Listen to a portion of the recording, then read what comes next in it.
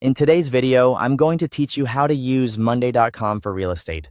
To get started, log in to your Monday.com account.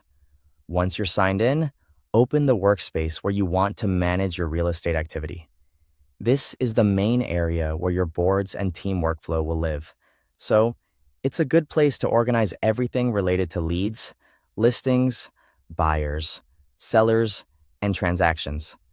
Next, click the plus button beside your workspace name to create something new. From there, create a new board that will serve as your real estate pipeline. Give the board a clear name so it's easy to recognize later. A simple, descriptive name works best because this board will likely become a central place for daily updates and tracking. Now, begin adding items to the board. These items can represent real estate leads, properties, buyers, sellers, or active transactions. In the first column, enter the lead name or property name. This first column acts as the main identifier for each record, so make sure each entry is clear and easy to scan. After that, add a status column to track progress.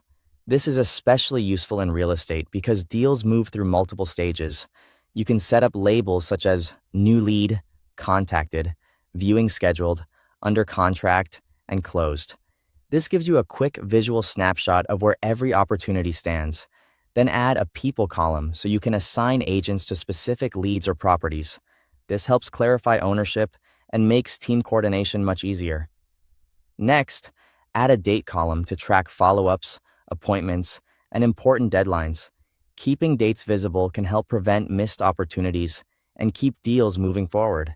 You can also add more columns for the details you need most, such as property address, listing price, contact information, and any other real estate-specific information you want to track.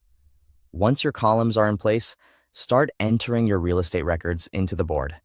As your pipeline develops, update lead and transaction statuses as they progress, and assign agents to the appropriate leads and properties.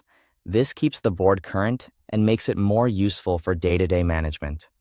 To stay organized, use filters to view specific leads, assigned agents, or particular transaction stages. You can also switch between different board views, including table, calendar, and Kanban, depending on how you prefer to manage your workflow. Each view gives you a different perspective on the same data. Finally, review the board regularly to track leads, listings, and transactions. Consistent updates are what make this system effective and reliable. Thanks for watching.